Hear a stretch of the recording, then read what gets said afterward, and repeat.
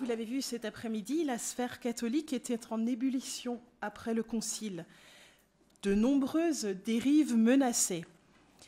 Le pape Paul VI souhaita que soit commémoré le 19e centenaire du martyre des apôtres Pierre et Paul, par une année de la foi, donc qui devait débuter le 29 juin 1967 et se terminer le 29 juin 1968.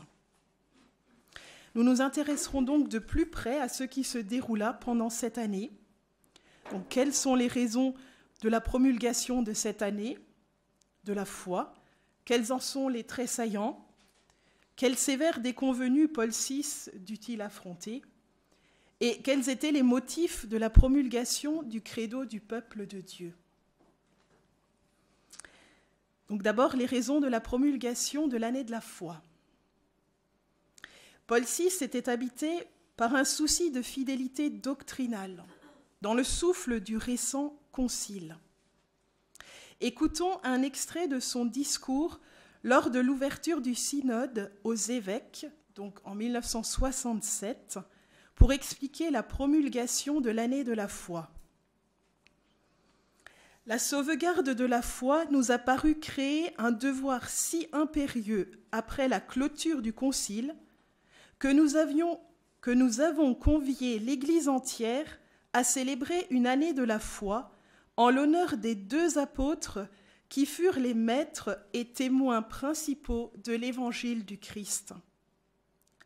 Cela afin de faire méditer précisément la foi qu'ils nous ont transmise et de faire apprécier en face des contingences de la vie d'aujourd'hui le rôle qui revient à cette vertu fondamentale pour la stabilité de notre religion, pour la vitalité de l'Église, pour la construction du règne de Dieu dans les âmes, pour le dialogue œcuménique et pour un contact authentique et régénérateur que les disciples du Christ veulent avoir avec le monde contemporain.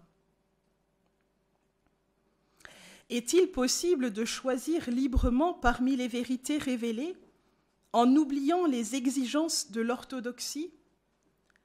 Certains voudraient se prévaloir de telles prérogatives et revendiquer les droits de la conscience morale libre et responsable de ses actes en face des droits de la vérité, pour donner en quelque sorte un nouveau patrimoine doctrinal à l'Église. Le pape affirme nettement le contraire. Il nous dit « Pour le moment, il faut que toute la doctrine chrétienne, sans aucune amputation, soit accueillie en notre temps avec un intérêt nouveau, avec un esprit serein et paisible, qu'elle soit présentée avec cette attention à chercher les expressions et les formulations qui se manifestent particulièrement dans les actes du Concile de Trente et du premier Concile du Vatican. Ce qu'il cherche à promouvoir est le maintien de la foi catholique, le renouveau de sa vigueur, son intégrité, sa force, son progrès, sa cohérence, sous l'aspect doctrinal et historique. La reconnaissance de cette foi comme principe indispensable de la vie chrétienne, cause et raison d'être de l'Église. Pour cela, Paul VI propose d'offrir un cadeau aux colonnes de l'Église. Quel cadeau? Eh bien, une profession de foi authentique et sincère de la même foi, telle que cette Église par eux fondée et rendue illustre, l'a recueillie avec une fidélité jalouse et formulée en toute autorité. Aux bienheureux apôtres, nous voulons offrir une profession de foi individuelle et collective, libre et consciente, intérieure et extérieure, humble et franche. Nous voulons que cette profession jaillisse du plus profond de tous les cœurs fidèles et qu'elle résonne dans l'Église, la même en tous et pleine d'amour. Donc ça, c'est un extrait de son exhortation apostolique Petrum et Paulum du 23 février 1967. Et là, nous voyons qu'il a ce désir pour chacun pas seulement au nom de l'Église, mais vraiment pour que dans toutes les familles, dans toutes les paroisses, le symbole de la foi soit revivifié. Le pape demande l'organisation de cérémonies diocésaines, paroissiales et familiales durant cette année de la foi, qui auront comme caractéristique le progrès intérieur, l'étude approfondie, la profession religieuse et le témoignage actif de cette sainte foi sans laquelle il est impossible de plaire à Dieu et par laquelle nous espérons obtenir le salut promis. Alors là, je cite encore un tout petit extrait d'une audience qu'il a prononcée le 30 novembre 1966. Certains, peu nombreux en vérité, mais un peu partout dans le monde, tentent de déformer les doctrines fondamentales, clairement professées par l'Église de Dieu. Donc, nous pensons à la résurrection, à la présence réelle, à la virginité de Marie. Ce qui est effrayant, ce n'est pas seulement la gravité de ces affirmations fausses, mais aussi l'audace irrévérencieuse et téméraire avec laquelle elles sont prononcées.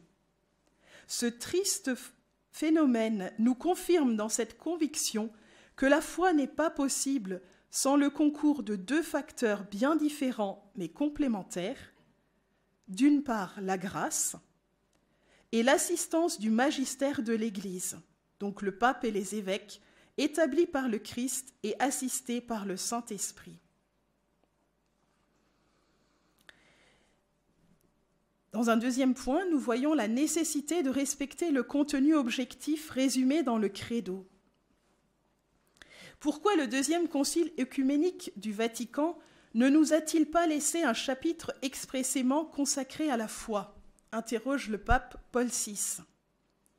Certains ont fait un lien entre cette soi-disant omission et l'un des points du programme du récent concile œcuménique, à savoir ne pas donner de nouvelles définitions dogmatiques.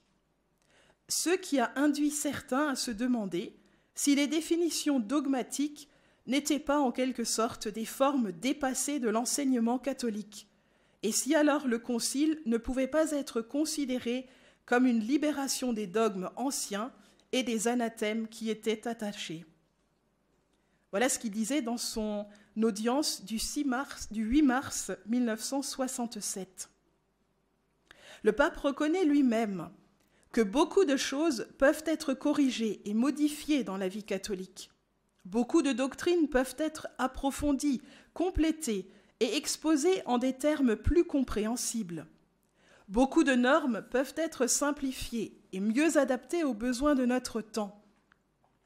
Mais il y a spécialement deux choses qui ne peuvent pas être mises en discussion, les vérités de la foi, sanctionnées avec autorité par la tradition et par le magistère de l'Église, et les lois constitutionnelles de l'Église, lesquelles requièrent l'obéissance au ministère de gouvernement pastoral que le Christ a établi et que la sagesse de l'Église a développé et étendu dans les différents membres du corps mystique et visible de l'Église pour guider et réconforter la communauté multiforme du peuple de Dieu.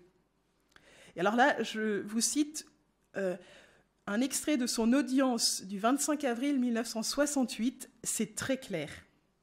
C'est pourquoi nous disons renouveau, oui, changement arbitraire, non. Histoire de l'Église toujours nouvelle et toujours vivante, oui. Historicisme dissolvant les fondements dogmatiques traditionnels, non. Développement de la théologie selon les enseignements du Concile, oui. Théologie se conformant aux théories subjectives et libres, souvent empruntées à des sources adverses, non. Église ouverte à la charité œcuménique, au dialogue responsable et à la reconnaissance des valeurs chrétiennes existant chez les frères séparés, oui.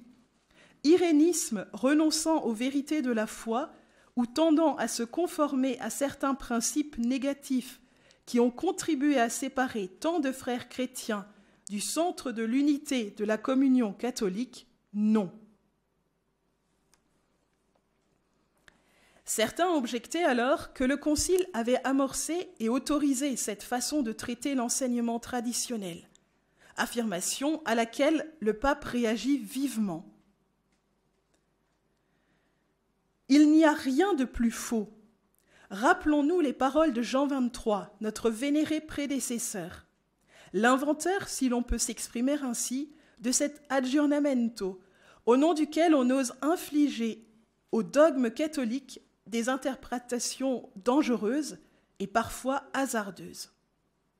Dans son célèbre discours d'ouverture du deuxième concile œcuménique du Vatican, le pape Jean a proclamé que celui-ci devait réaffirmer toute la doctrine catholique, sans rien en soustraire, bien qu'ils doivent rechercher la façon la meilleure et correspondant le mieux à la maturité des études modernes, de donner à cette doctrine une expression moderne plus adéquate et plus profonde. De sorte que la fidélité au Concile nous encourage d'une part à une étude nouvelle et attentive des vérités de la foi, et d'autre part nous ramène au témoignage sans équivoque, permanent et consolateur de Pierre, dont Jésus a voulu que la voie infaillible garantisse au sein de l'Église la stabilité de la foi, comme pour défier l'inconstance arbitraire et l'usure du temps. Le pape résume ensuite de façon simple la liberté dont dispose le croyant. La foi est libre dans l'acte qu'il exprime, elle n'est pas libre dans la formulation de la doctrine qu'elle exprime, lorsque celle-ci est définie avec autorité. Ne croyez pas que vous ayez la foi si vous n'adhérez pas au contenu de la foi, au credo, au symbole de la foi, c'est-à-dire à la synthèse schématique des vérités de foi. Ne croyez pas que vous aurez une vie religieuse plus intense ou que vous approcherez ceux qui sont loin en minimisant ou en déformant l'enseignement précis de l'Église. Ne croyez pas que la docile adhésion à cet enseignement mortifie la pensée, paralyse la recherche, ferme les voies de la connaissance et du progrès chrétien. Évoquons brièvement l'affaire du catéchisme des évêques hollandais. Toutes ces déclarations du Saint-Père en l'année 1967 ont été en partie suscitées à cause d'un ouvrage publié aux Pays-Bas en octobre 1966. Un nouveau catéchisme à l'usage des adultes. Ce dernier contenait en plusieurs points des affirmations contraires à la foi catholique. Dès 1966, des catholiques hollandais avaient adressé une supplique au pape, lui demandant d'intervenir. Paul VI avait choisi d'agir en douceur, et en 1968, l'affaire n'était toujours pas réglée.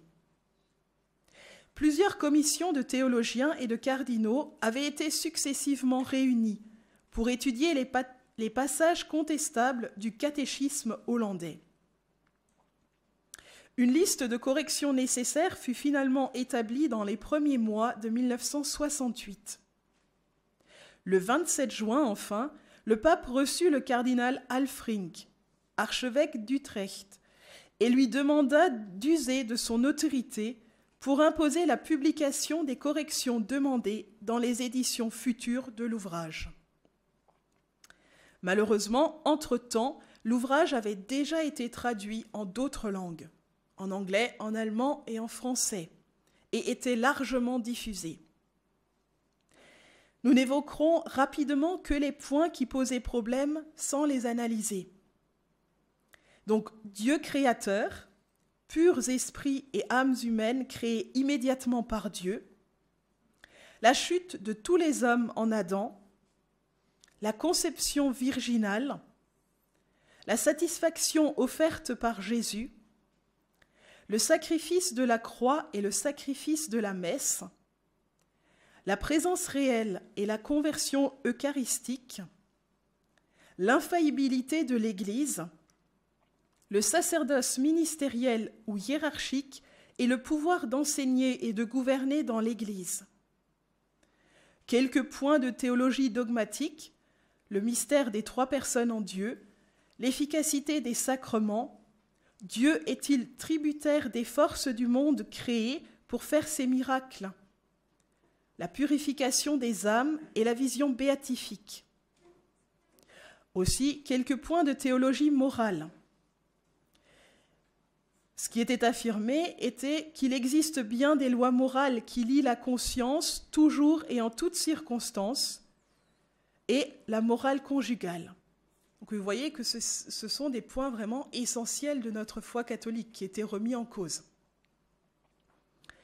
Aucune édition corrigée du Nouveau Catéchisme, comme cela avait été demandé par le Vatican, ne paraîtra en Hollande, et les modifications demandées par le Saint-Siège seront publiées à part, présentées comme des recommandations, ce qui était d'autant plus dangereux qu'elles donnaient une apparence inoffensive et non conforme à la vérité.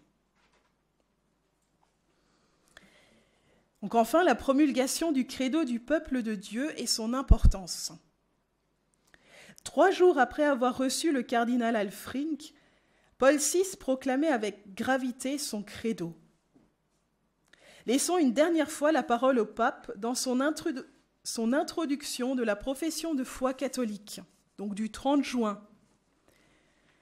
Nous allons faire une profession de foi, prononcer un credo qui, sans être une définition dogmatique proprement dite, reprend en substance, avec quelques développements réclamés par les conditions spirituelles de notre temps, le credo de Nicée, le credo de l'immortelle tradition de la Sainte Église de Dieu. En le faisant, nous sommes conscients de l'inquiétude qui agite certains milieux modernes par rapport à la foi. Il n'échappe pas à l'influence d'un monde en profonde mutation, dans lequel tant de certitudes sont mises en contestation ou en discussion. Nous voyons même des catholiques se laisser prendre par une sorte de passion du changement et de la nouveauté.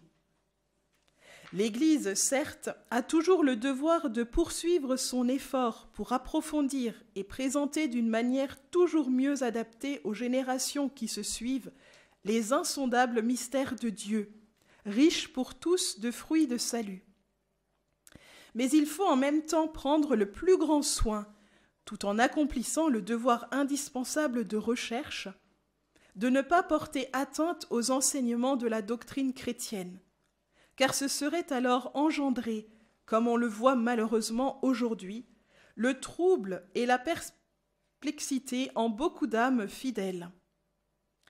Nous avons voulu que notre profession de foi fût assez complète et explicite pour répondre d'une manière appropriée aux besoins de lumière ressentis par tant d'âmes fidèles et par tous ceux dans le monde qui, à quelque famille spirituelle qu'ils appartiennent, sont en quête de la vérité. On a présenté parfois, pour en minimiser la portée, ce texte comme une profession de foi personnelle qui n'engageait que Paul VI. En fait, le pape parlait en tant que chef de l'Église. 10 ans plus tard, faisant le bilan de son pontificat, il dira avoir voulu prononcer cette profession de foi au nom de toute l'Église et en l'engageant comme credo du peuple de Dieu pour rappeler, réaffirmer, confirmer les points capitaux de la foi de l'Église. En conclusion, nous rappelons que par cet acte solennel, Paul VI affirmait avec autorité et clarté les vérités de la foi catholique, ce qui a redonné courage à de nombreuses personnes pour être fidèles et défendre la foi avec plus de conviction. Cela encouragea même certains théologiens, pas tous, comme vous le verrez tout à l'heure, mais le père Danielou entre autres. Il n'était intervenu que rarement en dehors de sa spécialité. Suite au credo de Paul VI, il va multiplier articles, livres et déclarations publiques pour défendre la foi menacée et réagir contre les manifestations aberrantes d'une crise de l'Église maintenant manifeste à tous.